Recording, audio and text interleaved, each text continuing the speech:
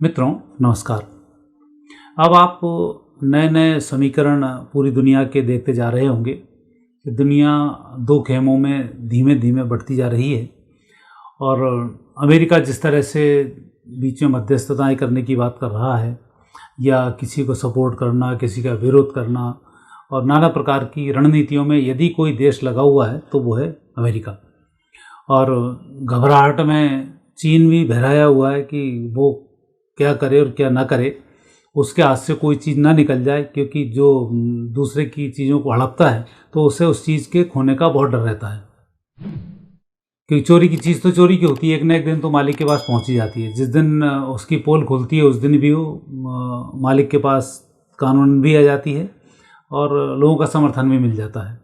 तो चीन को घबराहट ये है कि जिन 5 राज्यों को उसने हड़प कर बड़ा चीन बनाया है उनके टूटने का खतरा, प्लस उसने जो एक बिछात बिछाई थी कि उत्तर पूर्व के देशों को गुलाम बनाकर उन गुलामों के द्वारा पूरी दुनिया को कंट्रोल करने की, अमेरिका को कंट्रोल करने की, अब वो जो बिसात थी वो भी खिसकती हुई नज़र आ रही है।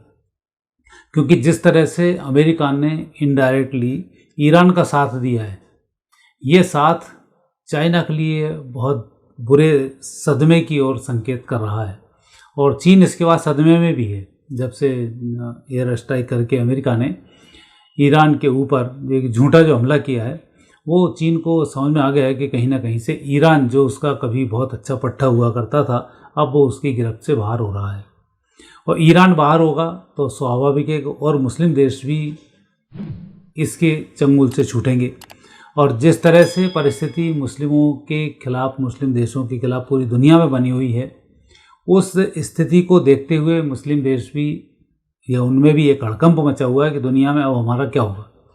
क्योंकि स्थिति तो उनकी बहुत बेहतर है नहीं। एक समय था, पैसा था, सब कुछ था और ये अय्याशियों में लगे हुए थे। क्योंकि राक्षसों के पास जब भी ताकत की बात आती है, जब भी वरदान की बात आती है, तो वरदान में वो भोगविलास ही मांगते हैं, इसके अलावा उनको कुछ मांगना नहीं आता है।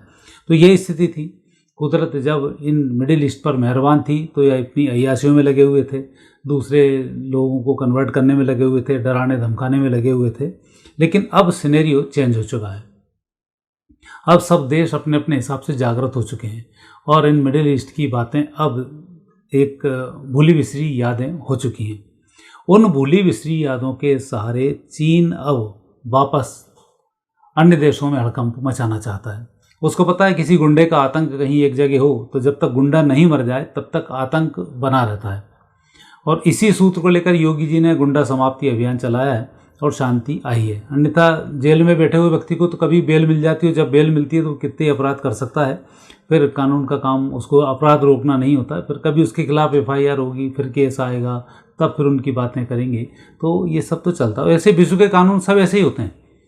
समर्थ को नहीं दोष गुसाई, पूरी दुनिया में यही, जिसके पास डंडा है उसके पास सब कुछ है।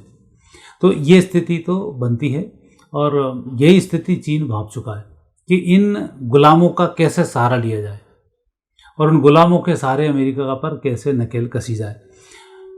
ज्योतिष शास्त्र में बहुत बढ़िया एक बात होती है, मित्र ग्रह, अति मित्र ग्रह, शत्रु ग्रह, अति शत्रु ग्रह, तात्कालिक मित्र, तात्कालिक शत्रु। तो ये जो ग्रह हैं, जैसे गुरु शनि शत्रु ग्रह हैं, लेकिन तात्कालिक मित्र तात्कालिक शत्रु हो जाते हैं। ये दोनों तात्कालिक मित्र भी बन सकते हैं और अति मित्र भी बन सकते हैं और अति शत्रु भी बन सकते हैं। ये बड़ी विचित्र स्थिति होती है और इन्हीं से कैलकुलेशन होती है पूरी दुनिया की।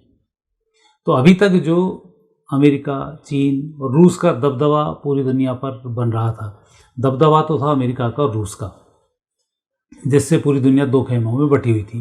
लेकिन सियार की तरह घुसपैठ करने में चीन कामयाब रहता था और अब चीन ने सब जगह अपने अंदर हाथ पैर पसार कर जो एक छवि बनाई है, उस छवि के माध्यम से चीन को भी लोग तीसरी शक्ति के रूप में गिनने लगे हैं। लेकिन जैसे ही तीसरी शक्ति पर नकेल कसनी शुरू हुई तो चीन की अर्थव्यवस्थाएं डगमगाने लगी, वहाँ की भौगोलिक स्थिति डगमगाने लगी, वहाँ का राजतंत्र डगमगाने लगा और वहाँ की सब कुछ स्थितियाँ डगमगाने लगी। तो जैसे जैसे बेचारा आगे बढ़ रहा था, अब नष्ट हो रहा है। लेकिन इन सब के बीच में अमेरिका और भारत, ये एक जो तात्कालिक मित्रता वाली बातों में चल रहे थे, अब ये शत्रुता वाली बातों में आना शुरू होने वाले हैं। ट्रंप की अगली जो चाल चलने वाली हैं, और इन चालों में सितंबर अक्टूबर के बाद असर पड़ेगा कि भारत और अमेरिका अब धीमे धीमे शत्रु होते चले जाएंगे। तात्कालिक मित्र जरूर हैं, लेकिन ये अंदर से तात्कालिक शत्रु रहेंगे। और आने वाले समय में 2026 के बाद अमेरिका भारत के साथ शत्रुता के रूप में सामने आ जाएगा, क्योंकि भारत इनकी बात मानेगा नहीं। चीन पर वो अपना नियंत्रण कर चुका होगा।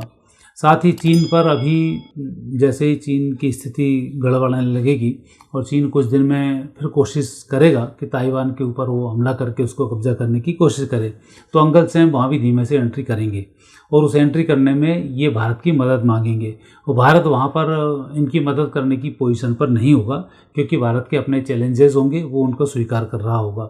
तो ऐसे समय में फिर भारत से इसकी शत्रुता बढ़ना तय है। और आने वाले समय में दिख रहा है कि चीन अमेरिका के साथ भी है और चीन रूस के साथ भी है। तो आने वाले समय में चीन और रूस की तो ज़बरदस्त शत्रुता होने वाली है। ये तात्कालिक मित्र हैं। आने वाले समय में 2026 के बाद चीन और रूस तात्कालिक रूप से ज़बरदस्त शत्रु साबित होने वाले हैं। अमेरिका भारत से अंदर ही अंदर द्रोह करेगा और ये भारत को शत्रु मानना शुरू कर देगा, और भारत भी उसके लिए तैयार है, क्योंकि परिस्थिति ऐसी ही है कि आपको स्वीकार करना पड़ेगा। भारत और उत्तर कोरिया, भारत और इजराइल, ये अब एक होने की कंडीशन में आएंगे और ये एक दूसरे को समर्थन भी देना शुरू करेंगे। कारण है, जब कोई गुंडा बड़ा सामने बैठा हो तो छोटे छोटे गिरोह इकट्ठे हो जाते हैं बड़े से निपटने के लिए। तो ऐसा ही देश के साथ होने वाला है। तो अमेरिका से निपटने के लिए भी उत्तर कोरिया है, ये सब साथ धीमे धीमे साथ आएंगे। और उत्तर कोरिया चीन की जो एक जुगलबंदी चल रही है, आने वाले समय में ये जुगलबंदी भी टूट जाएगी। तो चीन को एक झटका तो लगेगा ईरान की तरफ से, दूसरा झटका लगेगा उत्तर कोरिया की तरफ से, और तीसरा झटका लगेगा जो नॉर्थ मिडिल ईस्ट के जो गुलाम चीन ने पाल रखे हैं, चाहे पाकिस्तान हो, चाहे इराक हो, चाहे कोई भी और जितने भी गुलाम उसने इकट्ठे किए हुए हैं, ये सब गुलाम अपनी अपनी जान बचाने के लिए भागते रह रहे हैं। क्योंकि डरपोक का जो साथी होता है वो मारा जाता है। तो ये जो गुलाम जितने भी हैं, ये हैं तो डरपोक, और उनको समर्थन चीन दे रहा है। जब भागेंगे तो चीन को नुकसान होगा। तो आने वाला जो समय है ये संकेत दे रहा है, और इस संकेत में डोनाल्ड ट्रंप की बहुत बड़ी भूमिका रहने वाली है। क्योंकि डोनाल्ड ट्रंप की जो कुंडली है, वो कुंडली में सिंह लग्न में मंगल जरूर विराजमान है, लेकिन ये जो मंगल है ये बहुत अच्छे निर्णय अब नहीं लेने देगा। क्योंकि अब मंगल की जो स्थिति है वो, और जो महादशा भी चल रही है, गुरु में शुक्र चल रहा है 28 सितंबर 24 से मई 27 तक। तो ये जो शुक्र है ये ट्रंप की मानसिक स्थिति को बहुत बेहतर नहीं दर्शाएगा, और जिद के कारण परिस्थिति वहाँ पर नेगेटिव होगी। और ऐसे समय में जो परिस्थितियाँ विपरीत बनती जाएंगी, तो ये परिस्थिति भारत के खिलाफ भी बढ़ेगी और अमेरिका भारत से एक प्रतिद्वंदिता के रूप में सामने आ जाएगा। एक स्थिति तो ट्रंप की भारत की यह बनती है। दूसरी स्थिति चीन और ट्रंप की जो स्थिति बनती है, वो चीन के साथ अमेरिका वैसे ही प्रतिद्वंदिता में है और चीन से वैसे ही वो खोप खाया हुआ है। तो आने वाले समय में ये चीन का नुकसान करना शुरू करेगा। जब चीन का नुकसान करेगा तो अप्रत्याशित रूप से ही भारत को इसमें लाभ मिलना शुरू हो जाएगा, और कई यूरोपीय देश भारत के फिर तात्कालिक मित्र बनते जाएंगे, जो अमेरिका के मित्र होंगे और भारत के ही मित्र होंगे। तो वहाँ अमेरिका को भारत से लेने में बड़ी दिक्कत आनी शुरू होगी। तो ऐसे समय में जो यूरोपीय कंट्रीज जो भारत के साथ रहेंगी, उनका सहयोग भारत को बहुत रहेगा, और उस सहयोग के कारण अमेरिका तिल मिलाता रहेगा। और जब युद्ध होता है और हड़कंप मचती है, तब ऐसे समय में जो स्थिर दिमाग वाला व्यक्ति है वो जीत पाता है और अस्थिर दिमाग वाला व्यक्ति नहीं जीत पाता है। तो ट्रंप की जो मानसिक स्थिति है उस समय के युद्ध के हिसाब से बहुत बेहतर नहीं है कि अमेरिका को बहुत अच्छी स्थिति में वो ला पाए। और यही कारण है कि ज्योतिषी लगातार जो भविष्यवाणी कर रहे हैं कि अमेरिका आने वाले समय में बहुत बड़ी स्थिति को प्राप्त होगा, और जब तृतीय विश्व युद्ध समाप्त होगा तब अमेरिका सबसे ज़्यादा नुकसान अपना करा चुका होगा। ये ग्रह योग इनके बताते हैं। तो मित्रों, आज फिर मैंने ये वीडियो इसलिए बनाया था कि भारत अमेरिका के संबंध बिगड़ने की ओर हैं, चीन की स्थिति बिगड़ने की ओर है, भारत को इसमें फ़ायदा होगा, यूरोपियन कंट्रीज़ भारत के साथ आने की ओर हैं, रूस चीन की जो मित्रता दिख रही है ये वापस शत्रुता में कन्वर्ट होगी, अमेरिका चीन की मित्रता दिख रही है ये मिडिल ईस्ट के कारण ये शत्रुता में कन्वर्ट होगी, और पूरी दुनिया 3 खेमों में बढ़ जाएगी, जिसमें भारत एक अकेला अलग बैठा रहेगा। तो जब लास्ट में ज़रूरत पड़ेगी तब रूस और भारत मिलकर बाकी तृतीय विश्व युद्ध के अंतिम क्षणों को अंजाम देंगे। और जब युद्ध का अंजाम हो चुका होगा फिर सनातन धर्म की शुरुआत होगी, पूरी दुनिया में सनातन धर्म का बोलबाला होगा। ये ग्रहयोग बताते हैं, इनकी मैंने आपसे थोड़ी सी एक चर्चा की, इसके बारे में विस्तृत जानकारी आपको प्रोवाइड कराता रहूँगा। आगे फिर नए विषय के साथ आपसे भेंट होगी। आगे दीजिए, नमस्कार।